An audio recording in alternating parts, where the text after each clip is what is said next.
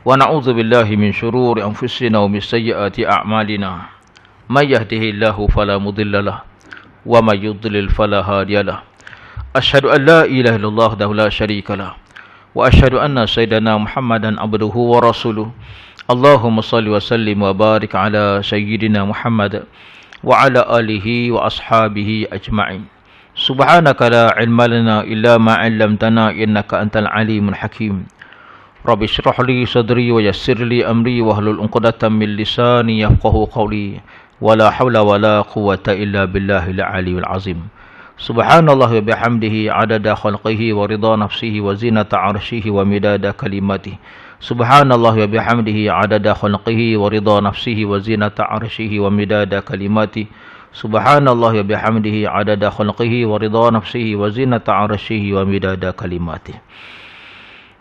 Tuan-tuan puan-puan muslimin muslimat mukminin mukminat rahimakumullah. Alhamdulillah, syukur kepada Allah Subhanahu taala kalau panjangkan lagi usia kita, diberi kesihatan kepada kita. Dipertemukan kita pada pagi ini, pagi Ramadan yang pertama hari ini. Walaupun terasa-rasa macam tak ada orang, rupanya alhamdulillah ramai juga. Ramai juga mencari redha Allah, mencari pahala di sisi Allah Subhanahu taala. Mudah-mudahan kita akan sentiasa diberi keberkatan olehnya insya-Allah. Tuan-tuan puan muslimin muslimat mukminin mukminat rahimakumullah, kita terus sambung lagi dalam pelajaran kita hari ini. Patutnya ustaz lain bukan saya ni kan. Oleh kerana yang berkenaan tak dapat datang, ganti dengan saya lah. Itu siapa-siapa yang tak apa, yang duk tunggu ustaz yang lain tu, alamak ustaz Amir ceroy ah. Nak buat macam mana? Kawan kata pepatah Melayu kata tak ada uratan, aku pun jadilah. Jadi demi mencari redha Allah, pahala di sisi Allah ni akhir Ramadan ni kan. Dan kadang juga antara kita yang mencari cari ruang ni untuk baca Quran. Ada baca Quran, wa tadarus, nah, baca Quran, duduk rumah baca Quran. Ada juga tempat yang bulan Ramadan dia tangguh semua kuliah duha sebab nak baca Quran, dia berkata. Saya kata kalau kita tangguh kuliah pergi baca Quran saja kita rugi. Sebab kita nak cari pahala. Sebab Nabi kalau kita nak compare tengok sebelum kita masuk kan. Nabi ditanya ya Rasulullah, dia kata pahala ibadat apakah pahala yang paling besar sekali? Kan? Ibadat apa? Ibadat yang paling besar sekali pahala, Nabi kata ibadat semayang. Semayang ialah ibadat yang paling besar sekali pahala. Tak boleh compare dengan semua ibadat-ibadat lain. Sembahyang lah paling besar. Tapi rupanya atas sembahyang ada lagi satu. Atas sembahyang ada lagi satu. Iaitu majlis ilmu. Maka kata Nabi sallallahu alaihi wasallam, berada seketika dalam majlis ilmu dan memahami satu bab daripada ilmu, maka pahalanya lebih besar daripada sembahyang sunat 1000 rakaat. Allahu akbar. Jadi maknanya kalau siapa-siapa yang nak cari pahala yang besar dan mudah dapat dalam majlis ilmu lah. Dia bukan sekadar dia dia bukan sekadar pahala, tapi dia lebih besar atas lagi daripada pahala sembahyang. Kenapa? Sebab dia dapat membetulkan sembahyang. Kan? Pada sembahyang tu dah besar dah. Ibadat sembahyang dah besar dah. Tapi ilmu lagi, majlis ilmu tu lagi besar sebab ilmu itulah dapat membetulkan sembahyang yang tak apa nak betul itu. Maka sebab tu dia punya pahala lebih. Siapa yang nak cari pahala lebih, duduklah dalam majlis ilmu. Lepas tu nak baca Quran, balikkan baca. Kan? Jangan pula, oh dah tu cukup tak payah baca Quran. Ustaz kata tak payah baca Quran. Jangan buruk nama saya. Nah, ya. Bukan. Lepas ni kan balikkan baca lah Quran. Nak baca. Enggak masa tu panjang. Tu baik. Dan hari ini kita sambung lagi dalam bab yang ke-71. Bab menyapu atas dua kasut bagi orang musafir dan juga orang bermukim. Tuan-tuan rahimakumullah, kalau kita tengok bab ini ni, kalau kita belajar sehari pun settle. Sehari pun settle. Itu oleh kerana di dalam kitab ini, dalam beberapa tajuk, dalam beberapa hadis yang dihuraikan, maka jadi sebab tu kita ambil tempoh mungkin dalam dua pertemuan ni. Jadi bagus juga kan. Pertama tu kita dengar tu kita pun blur kan. Kita pun tak pernah clear. Main sekali lagi kita semakin clear. Itu yang untungnya kalau kita main berkali-kali dalam bab yang sama. Kalau pendek kata kau dapat habis, alah sehari pun settle kan. Sekejapnya. Tapi orang kata tak hadam. Tak hadam di dalam kita punya pemikiran kita. Kita punya pengetahuan kita. Kita nak hadam. Berkali-kali baru kita betul-betul hadam masuk dalam pemikiran kita.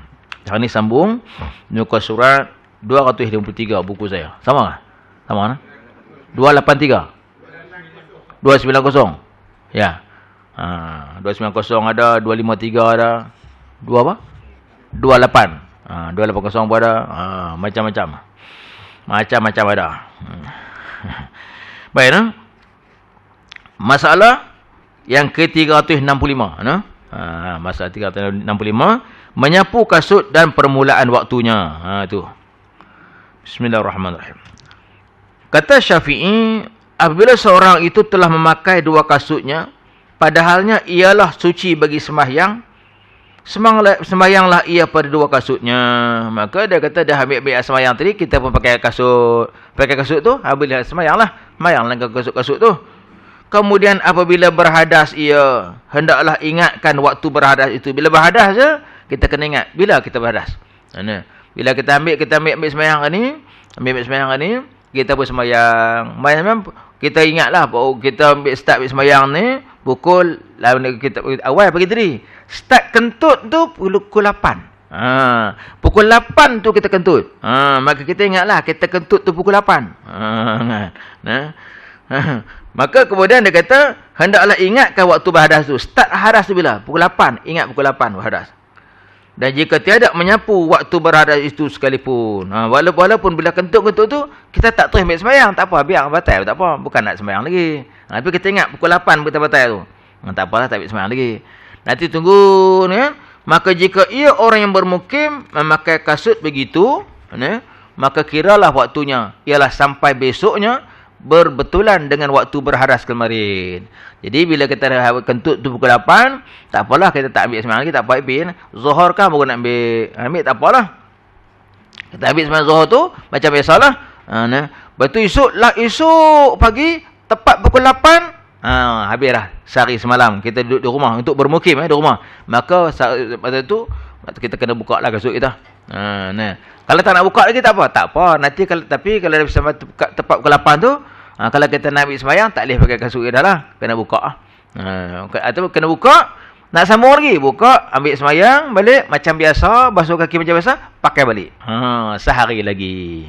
Tu sehari lagi. Jadi makna tempoh kasut sekali pakai tu sehari semalam. Pukul 8 sampai pukul 8. Tu. Maka jangan lebih kiranya daripada sehari semalam saja. Jangan lebih daripada sehari semalam. Tepat pukul 8 tu kena buka dah. Jadi tapi kalau tak buka lagi, boleh tak? Tak apa. Tapi kalau sekarang zuhur kan, baru nak ambil sembahyang kan, kena buka lah. Kena buka. Ambil sembahyang macam biasa. Kena basuh kaki macam biasa. Dan jika orang musafir, hendaklah kira 3 hari 3 malam. Hingga melanggar sapu pada waktu yang telah memulai ia menyapu padanya. Pada hari yang ketiga, tiada lebih atas sedemikian itu. Kalau dia kata musafir pula, kalau kata kita ambil sembahyang. Ambil sembahyang, kita pakai kasut. Kita jalan bergerak dah. Tu pukul 12 tengah hari, kentut. Pukul 12 tengah hari kentut, kita ingat pukul 12 kentut. Pukul 12 esok, pukul 12 satu lagi, pukul 12 sekali lagi. Baru kita habislah 3 hari 3 malam. Maka lepas tu kita kena buka lah. Jadi makna kita lepas tu kita kena ambil sembahyang macam biasa, boleh pakai balik sama 3 hari lagi. Maka kehalusan mengenai awal waktu, secara terperincinya, awal waktu menyapu kasut itu ada dalam kitab fiqh yang masyhur juga. Kerana di sana ada hadis ikhtiar dan tiada ikhtiar. Baik dengar betul ini. Dia kata ada yang hadas itu sebab ikhtiar atau tidak ikhtiar. Maka yang ikhtiar seperti tidur, menyentuh perempuan dan sebagainya. Maka dikira awal waktu sapunya ialah daripada permulaan berhadas. Kan? Kalau hadas itu disebabkan ikhtiar, atas kita orang kata kemampuan kita, kan? Kita menyentuh perempuan, menyentuh isteri, dia tak sentuh tu, itulah bermula batalnya. Ataupun dia kata tidur, dia start tidur tu, terlelap tu, itulah bermulanya dia katakan hadas. Berbeza dengan hadas yang bukan ikhtiar, yang kita tak mampu untuk nak menguruskan dia, tak mampu. Maka seperti berak dan kencing, hilang akal, maka dikira awal waktu sapunya ialah pada akhir hadas itu. Dan jika dipardukan jadi panjang masanya sekalipun, akhir waktunya. Contohnya kita kentut, kita tak boleh nak tak boleh nak susun. Kalau sentuh isteri kita boleh tak nak sentuh, boleh kan? Tapi tak kentut bukan boleh tahan. Nak kentut, kan, terkentut. Jadi dia kata last yang dia kira tu ialah masa akhir tu. Kentut kalau kita kentut. Start kita kentut pukul 8. Akhir kentut, kita kentut panjang pula kentut. Pukul 8 suku baru habis. 8 suku baru habis. Kentut kita punya panjang 8 suku baru habis. Kan? Maka start dia kira tu ialah 8 suku tu. Ni ketat 8 suku. Kalau kita berak itu kan.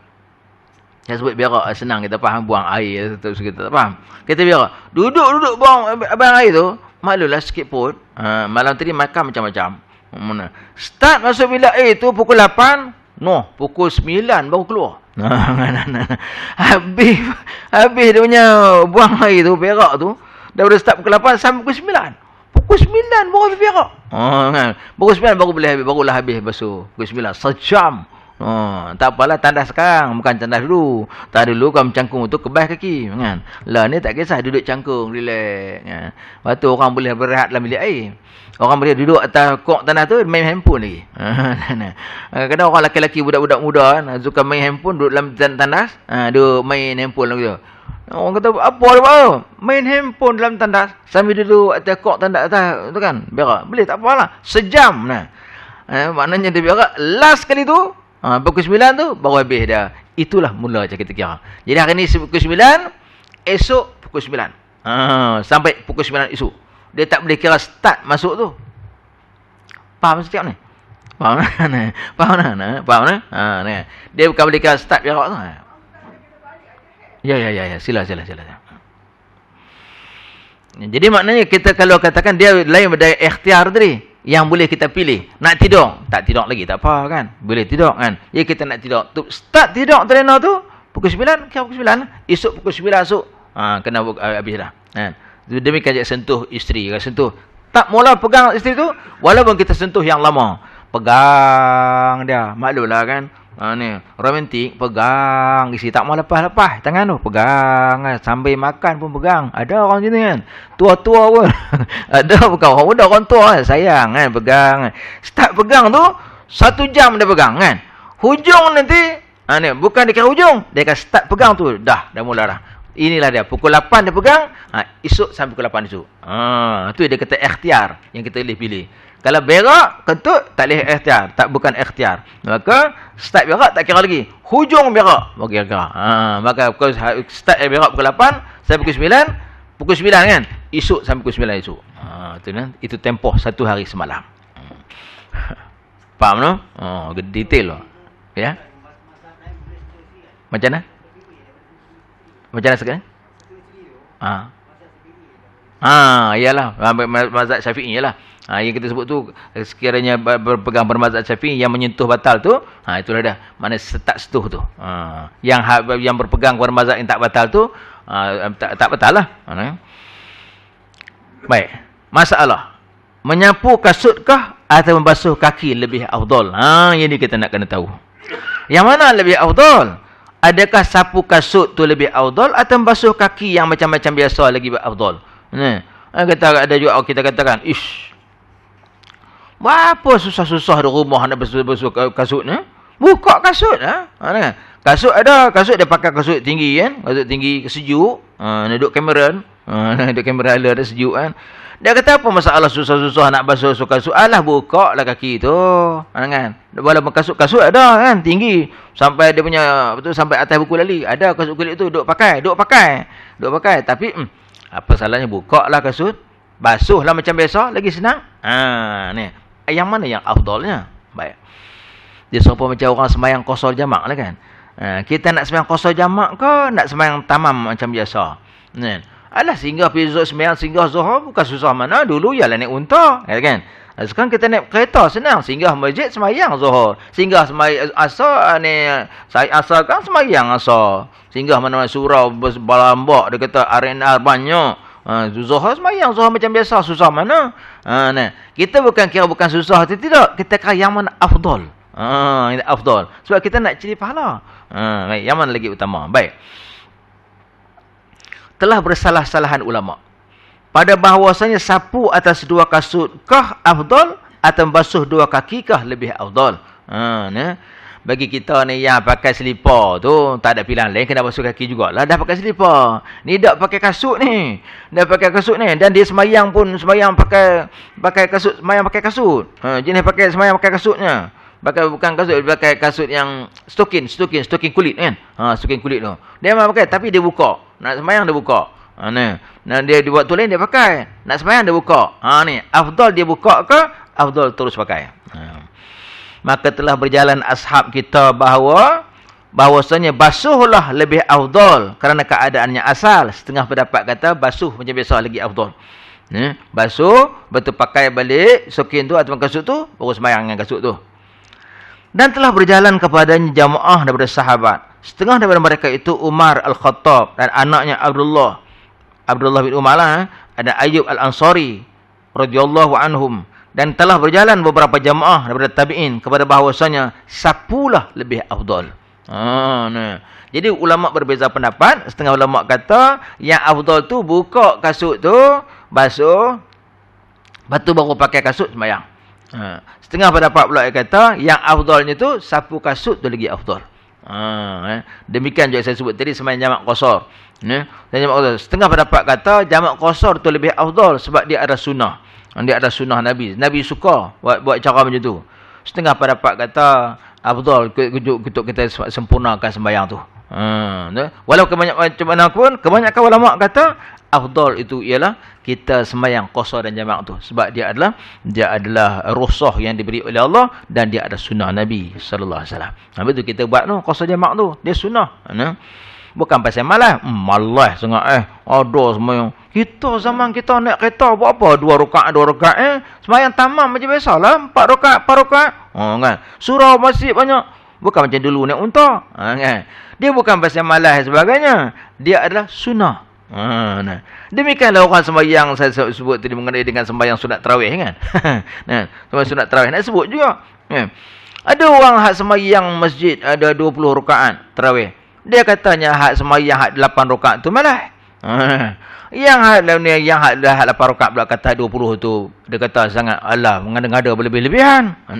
Dia bukan apa, tuan-tuan dan puan, dia adalah sunnah.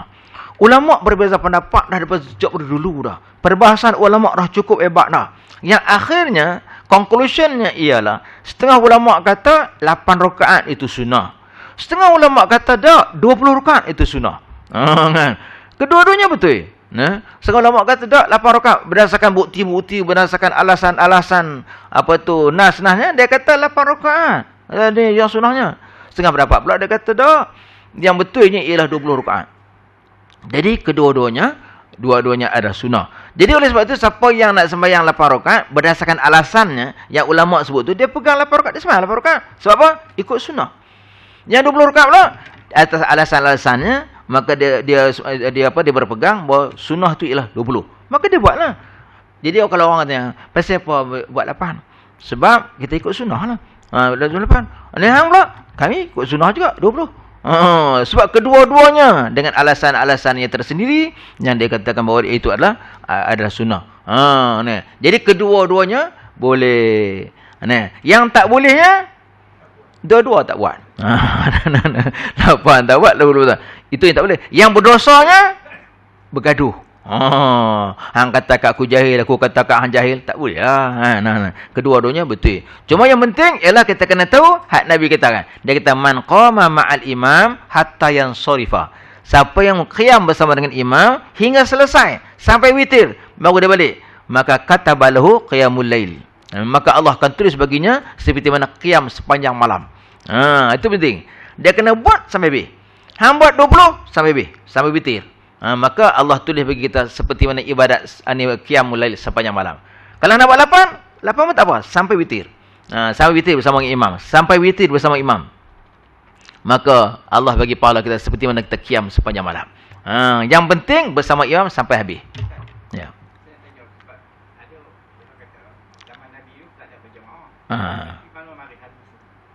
Macam mana? Zaman Nabi tu jemaah bertarawih belum ada kan. Zaman Umar baru ada. Tapi hadis-hadis dapat zaman imam ni dah datang bersama. Itu tu. Dia nak cerita tu panjang. Saya sebut sikit je. Mana mari yang berjemaah tu? Kan? Yang berjemaah tu memang sememangnya Nabi tunjukkan tu pada mulanya tak berjemaah. Tapi bila Nabi sebut tu, dia kata man qama ma'al imam, Nabi sebut. Siapa yang qiyam bersama dengan imam, itu dia kata tu. Walaupun Nabi tak buat, Nabi buat lepas itu bersendirian pada mulanya kan. Lepas tu tapi Nabi ada sebut. Dia kata siapa yang qiyam bersama dengan imam sampai selesai. Maka ni dia kata balau qiyamul lail. Maka Allah akan tulis bagi dia seperti mana qiyam sepanjang malam. Maka berdasarkan hadis tu bahawa Nabi juga menyuruh supaya kita ni buat berjemaah. Berjemaah.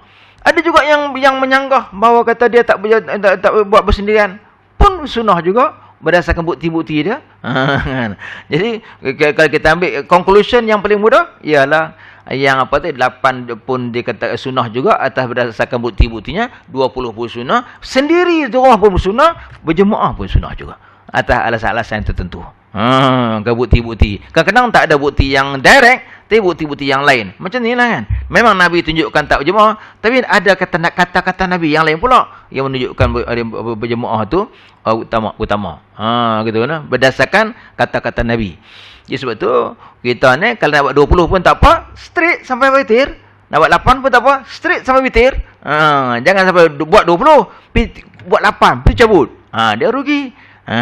Dia rugilah sebab tak dapatlah bersama imam sampai selesai. Jadi sebab tu tuan-tuan puan, kalau yang buat 20 tu ikutlah sampai witir kan. Kalau buat 8 ikut sampai witir, sampai imam selesai baru kita baru balik.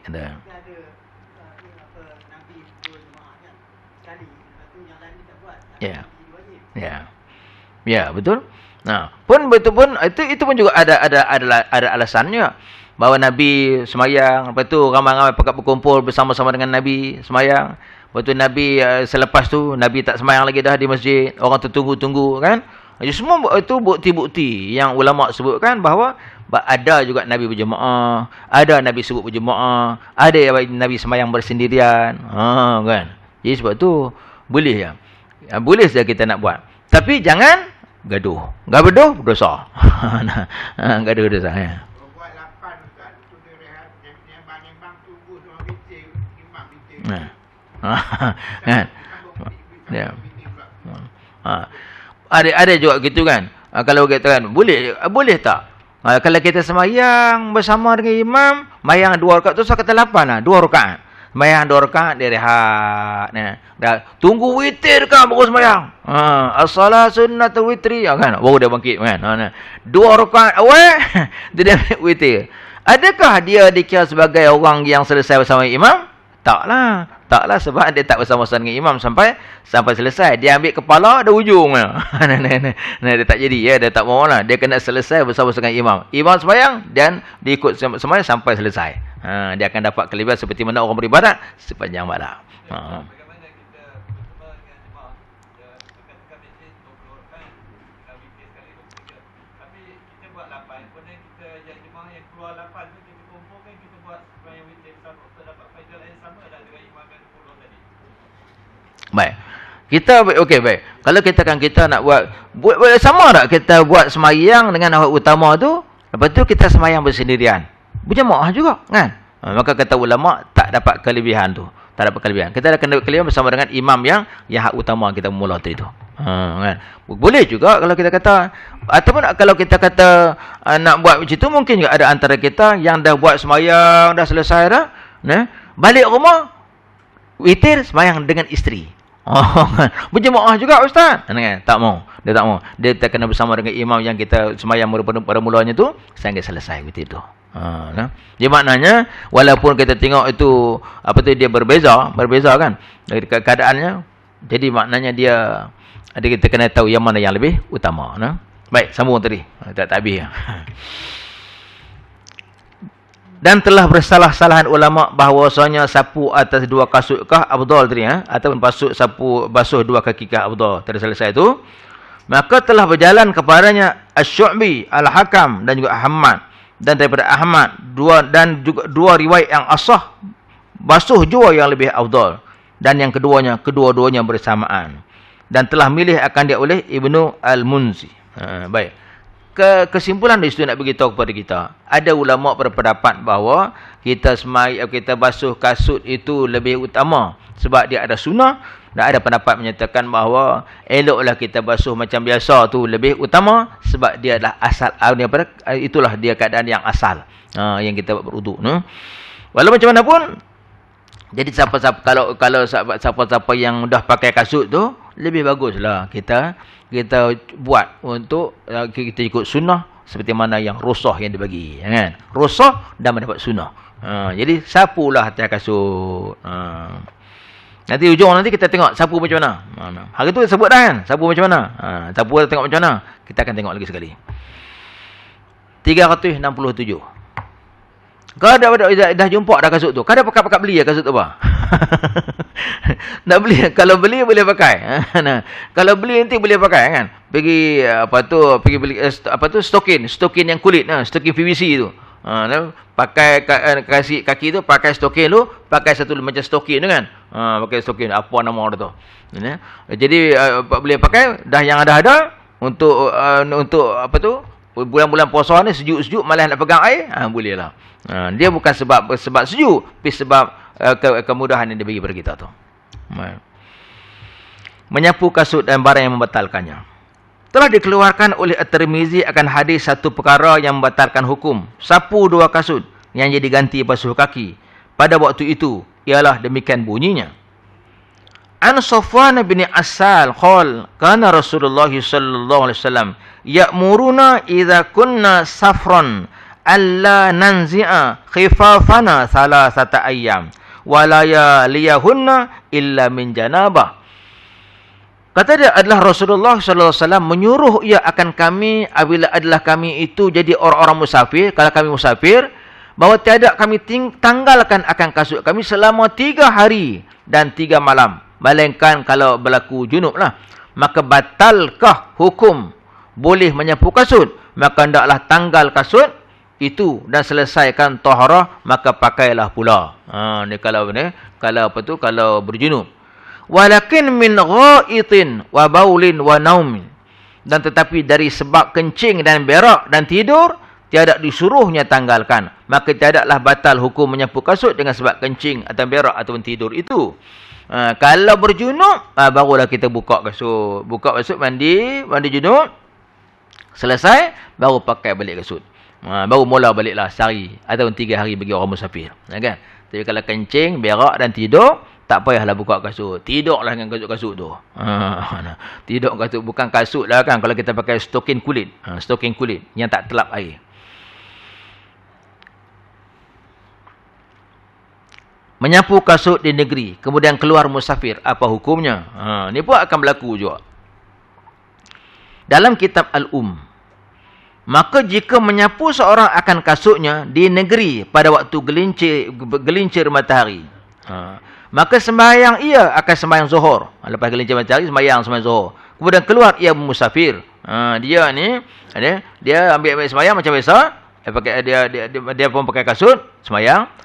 Nasihat sembahyang ia dengan sapu itu hingga sempurna sehari semalam saja. Tiada lebih daripada demikian itu.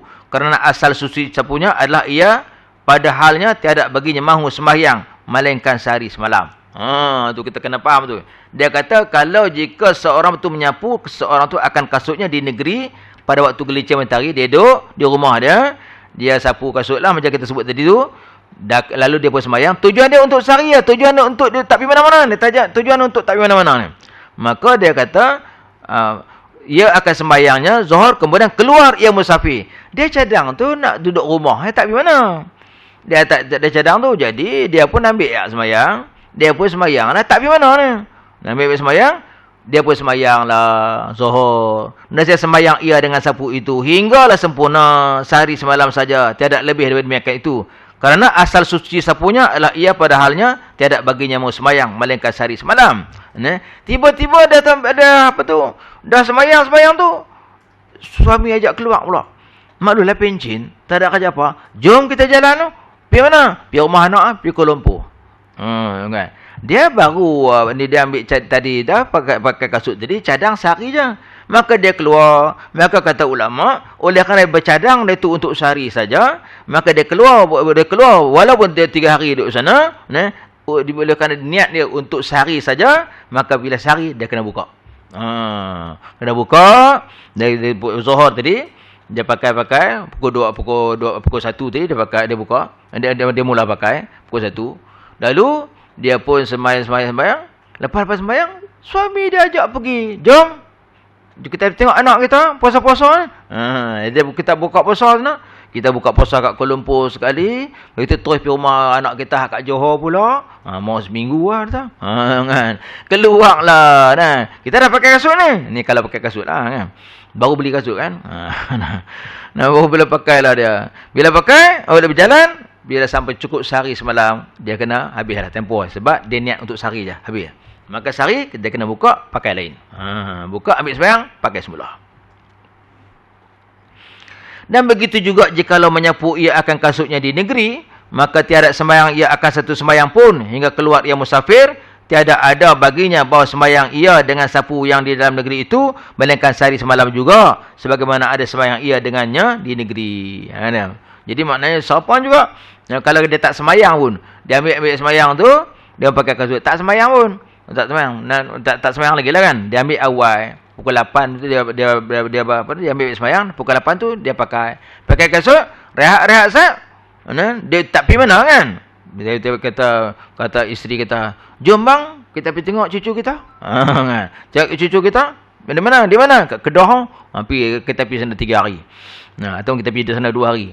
Maka oleh kerana dia pakai itu, niat dia untuk sehari kat rumah aja, maka walaupun dia bergerak pergi sana, 3 hari, dia tak boleh. Dia hanya sehari saja. Sebab niat dia gitu. Cuma beza hak tadi ni, ambil sembahyang, pakai kasut terus sembahyang. Pun tak boleh. Ni yang kedua pula, ambil sembahyang, pakai kasut, tak sembahyang apa pun. Tak sembahyang apa, belum masuk tu. Pun nikah sehari juga, sama. Maknanya, sehari kita kena buka atas niat yang mula. Niat yang pertama. Faham no? Jadi balikkan, pakai beli kasut, pakai dalam rumah. Dalam rumah. Isteri kata, apa abang dia buat dah, orang tua ni, dia buang terbiak dah. Pergi mengaji ni lain macam lah. Pakai kasut dalam rumah pula apa. Hai. Tak pernah dia buat orang. Pakai kasut dalam rumah. Kalau isteri pula pakai, suami kata, apalah, hai mak kamu ni buang terbiak pula. Masa dia bersalin dulu sejuk-sejuk pun tak pakai macam ni. Lah ni pula dia pakai shirt stocking kulit pakai dalam rumah. Dia buat pula dah. Cek doktor dia betul ke tak mak kamu ni kata. Takut tak betul ya. Dia tak tahu kita mengaji kan. Bila orang mengaji ni nak try, nak praktik kan. Nak try, nak tengoknya boleh ke tak. Dia bukan macam tayamum kan. Tayamum tak apa agak tunggu waktu sakit, tunggu tak ada air. Ini bukan cerita tunggu tak ada air. Ini cerita siapa-siapa pun boleh buat.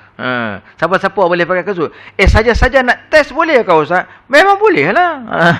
Bukan nak test, terus buat lah. Beli kasut, buat. Balik kampi cari kasut. pakai dalam rumah, boleh ya kan? Tak ada masalah. Dan syarat dia kita kata tu, mestilah kasut itu yang lebih tinggi daripada buku lali. Kasut tu bertutup buku lali, dan kasut itu tidak telap air. Kalau kita bubuh air tu tak tahu. Pendek kata kalau kasut kain tak boleh lah. Kalau kasut PVC boleh, dia tak telap air. Kasut kulit boleh, tak telap air. Tu. Dia tapi kasut yang penting kaki air tak telap. Yang kedua kaki kasut tu melebihi buku lali, menutupi buku lali. Jadi boleh lah kan. Jadi makna kalau kita nak pakai dalamnya stocking biasa boleh lah untuk menyejukkan kaki tu. Balik kan boleh beli. Boleh beli. Dan jikalau menyapu seorang padahal ianya musafir, maka sembahyang ia akan satu sembahyang atau lebih banyak. Kemudian datang ia ke negeri yang bermukim ia dengannya 4 hari dan berniat akan bermukim pada tempatnya yang menyapu ia di dalamnya akan 4 nescaya tiadalah sembahyang ia dengan sapu musafir itu kemudian daripada bermukimnya, melainkan bagi menyempurnakan sehari dan semalam dan tiada lebih atasnya. Kan? Kerana bahawasanya adalah baginya bahawa sembahyang ia dengan sapu musafir 3 hari. Maka tak kala batal musafirnya, Jadilah hukum sapunya pada waktu jadi bermukim. Seperti mana permulaan sapu bermukim. Nah. Dia berbeza dengan kita ni dalam apa tu? Bila kita bermusafir. Kita bermusafir. Cadang kita tu bermusafir lah. Kan? Cadang kita bermusafir. Pakai kita nak pergi. Kita dah pakai dah. Pakai dah ambil air semayang dah. Kita pun pakai kasut. Nak gerak musafir. Nak gerak. Tiba-tiba tengok tak jadi pi. Start kereta tak hidup. Tak kereta tak hidup dah. Tak boleh kereta tak hidup. Tengok cek tengok. Oh tak boleh. Ini starter kena order. Tak boleh lah, tak boleh gerak lah. Tak jadilah pi. Bila tak jadi pergi, maka adakah hari semayang kita tu dikira 3 hari? Maka kata ulama tak boleh dikira 3 hari sebab kita tak musafir. Walaupun niat dah, niat pun tak pi, maka dikala 1 hari semalam. Pukul 8 dah cantik dah, ambil semayang dah kan, dah pakai khuf dah siap dah kan. Dah siap-siap dah kemas tak hidup kata nak buat macam mana. Dia punya marah, tak hidup. Diam, Allah, tak jadilah, simpanlah beg dah niat dah kan. Patut-patut 3 hari lah. Tak boleh lah sebab bermukim. Dia duduk rumah. Kena? Jadi tunggu sehari. So, sampai ke 8 esok kena buka. Kan? Jadi makna untuk sehari. Sebab tu sebab tak jadi musafir. Faham? Menyapu kasut pada orang berjunub. Telah berkata ashab kita, maka apabila berjunub seseorang dahulu daripada selesai masa sapunya, tiada harus menyapu kasutnya lagi. Dia kata, maka apabila berjunub seseorang dahulu daripada selesai masa sapunya, tiadalah harus menyapu kasutnya lagi. Maka jikalau mandi ia dan masuk ia akan kakinya, dalam kasut itu nescaya terangkat junubnya dan haruslah sembahyangnya. Maka jikalau berhadas ia kemudian daripada itu, tiadalah harus baginya sapu khuf, bahkan tak dapat tiada daripada mencabutnya dan memakainya atas taharah. Baik. Jadi dia kata bagi orang yang berjunub, dia kata tadi kita baca sekali lagi, maka apabila berjunub seseorang dahulu daripada selesai masa sapunya, tak selesai lagi, tiada harus menyapu kasutnya lagi. Kalau katakan dia ni belum dia berjunub dia tu belum lagi menghilangkan junub itu, belum lagi mengangkat hadas besar, maka tak bolehlah kita nak pakai kasut tu. Nanti tak bolehlah kalau kita nak sapu, nak pakai kasut boleh. Tapi kalau nak ambil semayang nanti kena buka kena mandi dulu. Maka jikalau mandi ia dan basuh ia akan kakinya, dalam kasut itu nescaya terangkatlah junubnya dan haruslah sembahyangnya. Lainlah kalau dia jadi makna kalau nak mandi junub dia kena buka lah, dia kena buka semua, mandi selesai, buka kasut tu selesai baru boleh pakai kasut balik. Maka jikalau berhadas ia kemudian daripada itu, tiadalah harus baginya sapu khuf, bahkan tak dapat tiada daripada mencabutnya dan memakainya atas taharah. Dan nak beritahu kepada kita kesimpulan di situ ialah baik kita dah kena bersihkan, dah clear dah semua dah, mandi junub dah selesai dah, maka kita pun barulah kita pakai. Tuan-tuan dan puan rahimakumullah. Kalau kita seorang tu mandi junub, dia tak ambil wudu. Dia tak ambil wudu. Mandi junub tak ambil wudu. Boleh tak sembahyang? Boleh tak? Boleh tak? Sebab tu ulama berbeza pendapat. Kebanyakan ulama dia kata bila kita mandi junub mandi mengangkat hadas besar, maka kalau hadas besar terangkat, hadas kecil juga terangkat. Maka bila kita mandi wajib tu, mandi selesai mandi wajib, walaupun tak ambil sembahyang, kita dah boleh sembahyang dah. Dia sebab mandi wajib ni bila mengangkat hadas besar, hadas kecil pun automatik terangkat. Walau macam mana pun, ada juga ulama menyebutkan, dia kata lepas kita mandi wajib tu, maka hendaklah kita mengambil wuduk pula. Sebagai tambahan ya. Memang je lah, mandi wajib tu memang dah mengangkat hadas besar, mengangkat hadas kecil sekali, dah clear dah. Kebanyakan ada juga ulama menyebutkan, dia kata hendaklah kita baru berwuduk lagi. Kalau macam mana pun, yang biasa kita buat, kan, mandi wajib terus, tak perlulah kita berwudu dan terangkat kedua-duanya hadas. Maka oleh sebab tu bila mandi wajib tak berwudu pun terus pakai kasut, pakai kasut. Boleh lah. Boleh dah selesai dah. Dia kira berhadas, kedua-dua hadas kecil, hadas besar dah terangkan. Jadi kalau kita dapat batal nanti, bolehlah kita menyapu kasut. Okey. Yang penting satu lagi juga, dia kata bab yang ke-72. Menyatakan sapu atas dua kasut, sebelah atasnya dan bawahnya. Baik. An Mughirah bin Syu'bah anna Nabiy sallallahu alaihi wasallam masaha a'lal khuf wa asfalah. Bahawa Nabi sallallahu alaihi wasallam menyapu ia akan atas kasut dan bawahnya. Nak beritahu pada kita, pernah Nabi sapu atas kasut, sapu bawah pun sapu. Bermula menyapu dua kasut ganti basuh pada waktu wuduk itu telah dikeluarkan oleh Abu Isa At-Tirmizi. Akan kelakuan Nabi menyapu demikian bunyinya hadis, yang bermaksud bahawa Nabi sallallahu alaihi wasallam telah menyapu ia akan sebelah atas kasutnya dan bawahnya. Tuan-tuan, dia seperti mana yang kita sebut hari tu. Sapu kasut ni, dia sapu dengan kasutnya. Dia kena sapu atas tu sapu.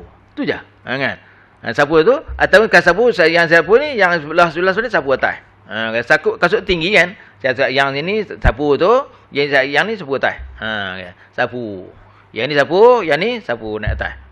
Tapak tak payah. Sapu kasut, sapu gitu. Seperti yang ni pun tarik ke atas. Kan? Jadi maknanya, tanpa kita gosok, dia masuk air celah-celah, banyak celah-celah ni masuk, tak payah. Dia bukan disuruh kita menyilati kasut tu. Sapu buat syaratnya. Seperti mana saya sebut hari tu, macam mana kita bertayamum. Tayamum bukan boleh kita gosok-gosok debu, bukan disuruh kita tonyoh-tonyoh debu kat mata muka kita, tonyoh-tonyoh debu kan. Sapu sekali je. Kan? Tak rata Ustaz, memang tak rata pun buat syaratnya. Debu pun tak ada, ketuk-ketuk, tak ada debu pun. Letak tu buat syaratnya. Kan? Demikianlah juga anda katakan sapu kasut tu. Sapu kasut tu buat syaratnya, bukannya semesti kita kena masuk-masuk kadang kan. Ambil air tu, letak tu, tarik, yang ni tarik tu, yang ni tarik atas. Kan? Ya? Ada juga pendapat yang menyebutkan kata tarik itu pun sudah mencukupi. Sudah mencukupi. Tu tarik itu sudah mencukupi. Yang kotak tu di bawah, yang tu biar pi. Tu sudah kacau dah. Jadi yang kotak tu, hal kotak tu macam mana? Kita nak basuh, kalau air banyak nak basuhlah, tak apalah. Kalau ni bagi apa tu, orang semayang dekat atas tanah tu, tak payah nak basuh pun kan. Kalau ada najis tu, tonyoh kaki kita tu, tonyoh kat pasir tu, tonyoh kat atas rumput pun sudah bersih. Ya kan? Lepas tu ada sikit-sikit kesan-kesan tak ada najis sikit tu, aku ada kesan-kesan sikit-sikit najis tu. Hak sikit-sikit kesan-kesan tu, najis yang sikit ya dimaafkan. Ya Allah, mudahnya lah. Mudah sungguh ya Allah beri pada kita. Kan? Lepas tu kalau kotoran kaki tu, lepas tu dia tak suruh kita basuh kaki, tapak dah tak suruh basuh. Ni dia katakan, yang ni dia katakan Islam. Lepas tu Sayyidina Umar katakan, saya sebut dah tu kan. Kalaulah Islam itu, kalaulah hukum syarak itu berdasarkan logik, kalaulah hukum syarak itu berdasarkan logik, sudah tentulah sapu kasut itu utama-utama Allah suruh basuh kat bawah tapak. Kan? Itu kalau Islam itu ikut logik. Kerana Islam itu bukan pasal ikut logik, tapi ikut perintah. Ikut pengabdian kita pada Allah. Maka Allah perintah kita sapu kasut atas lah. Walaupun logiknya bawah lah. Kan? Jadi sebab tu kalau kita tengok hukum hakam kita kadang-kadang tak diterima akal kita. Tak diterima akal. Kan? Tapi sebab Islam bukan boleh pakai akal. Dia sebab itu adalah perintah Allah. Allah mengetahui untuk kita. Kebaikan untuk kita Allah saja yang tahu. Kita tak tahu. Kan? Macam kita semayang kan. Kita buat gitu, buat gini. Kita tak tahu. Rupanya kita dah kaji baru kita tahu. Macam dulu kan. Keluar tajuk sikit. Dulu kan. Kita waktu kita semayang. Wah ni apa tu? Ustaz kita suruh kita lipat tapak kaki tu. Waktu kita sujud tu suruh lipat tapak kaki. Kita fikir kenapa nak mesti nak kena lipat tapak kaki tu? Sehingga kan di sana ada ulama kata wajib lipat ibu jari tu. Tak lipat jari itu tak sah. Walaupun di sana ada juga pendapat yang mengatakan itu adalah sunat yang lipat tu. Waktu kita sujud tu. Kenapa nak lipat? Kita tak tahu. Kan? Bila dah dibuat kajian, boleh buat kajian oleh orang kafir buat kajian. Orang Cina buat kajian. Orang Jepun buat kajian. Kaji kena ni apa yang ada dekat-dekat tapak kaki. Rupa-rupa tengok. Di jari kita ni ada urat-urat saraf yang beribu-ribu urat saraf ni. Yang boleh menggerakkan tubuh badan kita. Yang mengelokkan sistem perjalanan tubuh badan kita. Kan? Ada urat kat tapak kaki kita tu yang menghubungkan ke mata. Kan? Ada urat yang berhubung ke otak. Menyebabkan refleksologi pun diwujudkan oleh orang Cina kan. Dia urut tapak tangan, dia urut tapak kaki. Boleh mengelokkan mata kita, mengelokkan apa tu jantung kita, mengelokkan hati kita. Itu dia buat pipi kat Cina kan. Dia buat urutan refleksologi. Dia urut kaki je. Dia urut tapak kaki je. Kan? Urut tapak kaki mengelokkan mata kan. Dia tonyong tapak kaki kita, tonyong tapak tangan kita. Apa-apanya barulah kita sedar. Yang selama ni Nabi suruh kita buat letak tak boleh berlapik. Lipat kaki kan. Dia suruh lipat kaki kita tu. Baru kita tahu, oh kelebihan dia. Dulu kita tak tahu. Pasal apa suruh? Setelah orang buat kajian, baru kita tahu, oh maknanya kita dah buat dah lama dah. Nabi kita suruh kita buat dah lama dah benda ni. Baru kita sedar bahawa apa yang kita buat tu betul. Batulah kita kata orang kata jangan duk fikir secara logik semata-mata. Kita buat tu perintah Allah ni hanya Allah saja yang tahu. Hikmah di sebalik itu kan. Baik. Jadi sebab tu, jadi termasuk juga sapu kasut kan. Sapu kasut buat syaratnya. Kat bawah tak payah basuh. Tapi kalau rasa nak basuh, silakan. Air banyak ustaz. Apa salahnya basuh kaki? Nak basuh silakan. Tapi kalau waktu nak usap kan, usap ke atas tu. Kaki dah basuh dah. Basuh ikut suka. Time nak habis makan, usap. Macam mana yang disuruh. Kan? Simple lah. Baik. Jadi disuruh usap bahagian atas saja. Tapi ada ketikanya dia kata, Nabi pun nak basuh bahagian bawah pun dah. Pun ada juga. Boleh juga. Baik. Kita tengok apa disebut itu. Seperti dalam hadis yang di dalam masalah 371 itulah. Perkataan ketiadaan seseorang daripada sahabat-sahabat Nabi sallallahu alaihi wasallam dan juga tabi'in. Dan dengan dialah perkataan Syafi'i, Malik dan juga Ishaq. Dan sunat bahawasanya menyapu sebelah atasnya dan menutup bagi belakang kaki semuanya. Dan sunat bahawa menyapu bawah kakinya memanjang. Tu. Dia kata sunat bahawa menyapu sebelah atasnya yang menutup bagi belakang kaki. Ni belakang kaki. Dia suruh kita sapu kat atas kaki kan, atas tapak kaki tu, kasut tu, atas kasut tu. Maka dia kata sunat bahawa menyapu sebelah atasnya yang menutup bahagian belakang kaki. Sunat juga kita sapu belakang. Kan? Sapu ni kasut kita kan. Yang kita penting kita sapu kat atas tu. Itu penting, yang utama kan. Ya sunat kita sapu belakang tu. Kan tinggi kan? Sunat juga memanjang. Dan sunat bahawa menyapu bawah kakinya memanjang. Dan begitu juga sunat kalau kita kita nak sapu di bawah kaki pun boleh. Sunat kita. Cuma yang utama tu yang atas tu. Jadi kalau ada orang nak sapu belakang, okey boleh dapat pahala. Tapi kalau atas saja pun yang utamanya atas tu je. Sapu tu ya. Ambil air tu sapu je. Bukan suruh gosok. Ambil sabun tonyong. Tak payah kan. Nak tonyong time lain. Nak basuh time lain. Time yang nak ambil semua tu sapu sekali je, sekali je. Tak rata Ustaz, memang tak rata pun. Buat syarat memang tak rata. Ya. Ya.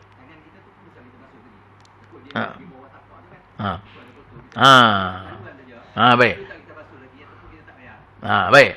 Jadi kalau katakan kita tengok kasut kita tu, malu lah duduklah rumah. Duduklah rumah. Kita pakai kasut bukan kasut lah kan, kita pakai stokin kulit kan, stokin kulit tu. Jadi duduklah rumah. Boleh lah kita basuh tu, kan. Kita buat atas ni, kita buat sapu bawah. Boleh lah. Sunat lah kan. Dapatlah. Tapi bersihlah. Tak payah nak basuh tangan, bersih. Tapi kalau dah kita tahu dah pijak sana kata-kata tu, kan. Takkan kita nak sapu basuh tu. Kalau kita sapu tu sudah tentu kotor tangan kita, kena basuh kan. Jadi sebab tu yang disunatkan tu bagi orang yang duduk dalam rumah lah. Dalam rumah memang tak kotor lah tangan tu, bolehlah kita nak sapu bawah tu tak kotor. Kalau kita pijak kata-kata tu berselut-selut tu macam askar. Duk operasi tu, berlari tu kan. Nak sembahyang dia sapu kat atas lah. Takkan nak sapu bawah.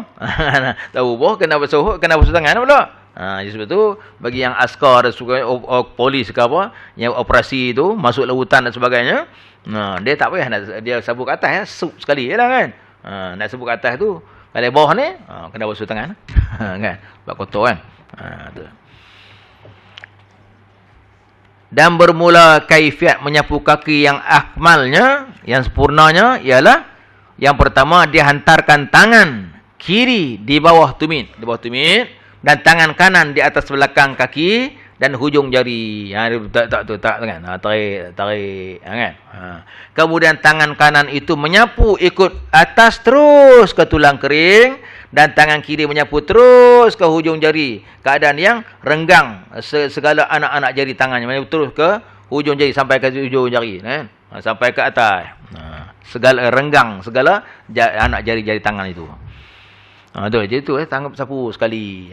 Itu kaifiat dia. Maka tiada sunatlah mertainya dengan sapu itu. Tidak disunatkan merata. Kalau katakan dia bagus tak ustaz? Dapat sunat tak? Tak dapat sunat. Tak sunat. Sapu gitu ya. Tu no. Tak payah kita nak merata-rata, nak tonyoh-tonyoh celah-celah, tak payah. Tak dapat sunat pun. Dan makruh pula mengulang-ulanginya. Nak tolong, nak ambil betul. Tak tu, nak tonyoh-tonyoh lagi, ulang-ulang lagi. Ni, kok dapat pahala. Itu namanya makruh. Tu, tak dapat pahala, menghilangkan pahala. Begitu juga makruh membasuh kasutnya. Tak apa lagi, ambil air lah, basuhlah. Kita kata, kalau kita air banyak, basuh je lah kasut. Ambil air cerus. Betul. Kan? Makruh, tak dapat pahala. Sebab dia suruh sapu ya. Tu no. Jangan berlebih-lebihan. Itu kita kata ambil sembahyang juga. Orang suruh ambil sembahyang 3 kali dia basuh. Kalau 4 kali lagi bagus kot. Makruh. Kan? Orang rokok sekali. Dia kata, kalau rokok sekali, kalau rokok 2 kali, mesti lagi bagus. Rokok 2 kali, batal sembahyang. Tambah rukun. Tak boleh. Dia tak boleh. Dia kena macam mana yang Nabi suruh. Yang macam ni Allah perintah itu kita buat. Tak boleh berlebih-lebih. Dan jikalau meletak seorang akan tangannya yang basah dengan tiada jalan atau titikkan air atasnya, nescaya memadai. Dia kata, kalaulah meletakkan seorang akan tangannya yang basah dengan tiada di jalan atau dititikkan air atasnya, nescaya memadai. Kita ambil basah tangan kita tapi tak ada air menitik pun. Sekadar basah aja. Yang tu sudah cukup. Bukan kena ambil baru puas.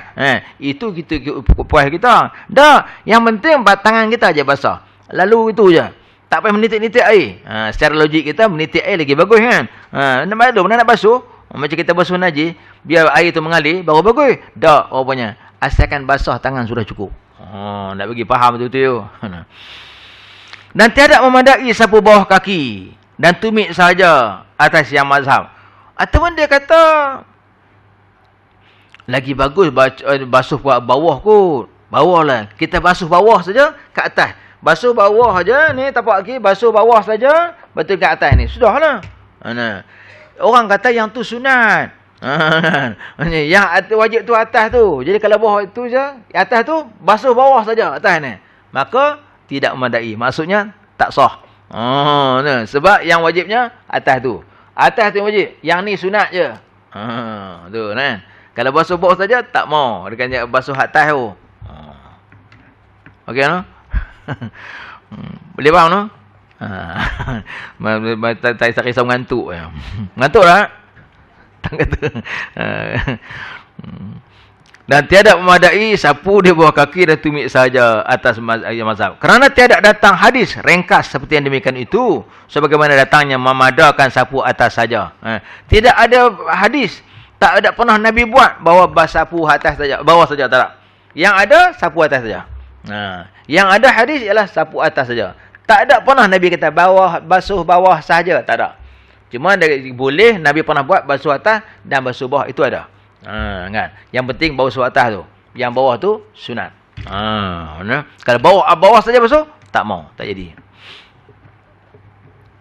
Dan tidak harus sapu atasnya pada mandi wajib atau mandi sunat sebagaimana dinakalkan akan dia di dalam Syarah Al-Muhazzab. Tak bolehlah kita ni nak menyapu itu kerana mandi wajib, tak bolehlah seperti yang kita sebut tadi. Maka dapat kehasilan menyapu itu iaitu wajib pada mazhab Syafi'i melalukan tangan basah atasnya dan tiada bawahnya, dan wajib pada Maliki rata semua sebelah atasnya melainkan tapaknya itu, maka sunat jua. Maka dia kata kesimpulannya nak beritahu pada kita bahawa maka dapat berhasil menyapu itu iaitu wajib mengikut mazhab Syafi'i wajib melalukan tangan basah atasnya. Wajib tangan basah, bukan tangan yang berair ya. Asalkan tangan basah jadilah sapu bahagian atas tu yang wajib, yang bawah tu sunat. Dan wajib bagi pada Maliki rata semua sebelah atasnya. Tapi mazhab Maliki kata dia kena bagi rata semua atas tu. Bagi rata, bagi basah atas tu. Bukan basuh, bagi rata air tu. Basahan tu bukan bagi rata. Sebelah atasnya malingkan tapak itu maka sunat juga. Kesemua ulama kata hak tapak itu sunat saja. Yang wajib tu bahagian atas kasut tu. Betul? Jadi maknanya itulah dia yang kita diperintahkan supaya basahkan bahagian atas kasut saja, bukan di bawah. Bawah tu sunat belakang. Mana? Takat tu. Yang tak tahu ada yang tak apa nak kuliah. Macam mana? Cuaca ni cuaca sejuk ke cuaca panas yang boleh buat ni? Cuaca apa pun tak apa. Sebab tu dia adalah pilihan. Dia macam seperti mana kita sebut tadi, orang yang semayang qasar dan jamak kan. Asalkan pergi musafir, bolehlah qasar jamak. Tak kira lah naik apa pun, naik unta ke apa, naik kuda ke apa, semua boleh. Demikianlah juga kita basuh kasut ni, sapu kasut ni, tak kira sejuk pun tak apa, panas pun tak. Asalkan kita pakai kasutnya, boleh. Kan? Asal pakai kasut boleh. Atas rumah ke, di bawah rumah pun boleh. Asal ada kasut. Yang tak boleh kalau tak ada kasut, pakai selipar tu tak mau. Jadi selagi mana kita duk pakai kasut tu boleh kita guna ya. Di mana-mana saja. Wallahu alam. Lepas tu selesai no? Dia faham kan? Selesai nanti boleh pakai beli kasut, boleh pakai. Mudah-mudahan kita dapat keberkatan di sisi Allah Subhanahu wa taala insyaallah. Bismillahirrahmanirrahim. Rabbana atina fid dunya hasanah fil akhirati hasanah wa qina adzabannar. Sallallahu ala Muhammadin wa ala alihi wa sahbihi ajma'in. Walhamdulillahil alamin. Aqulu qouli hadza wa astaghfirullahal azim li wa lakum. Wassalamualaikum warahmatullahi wabarakatuh.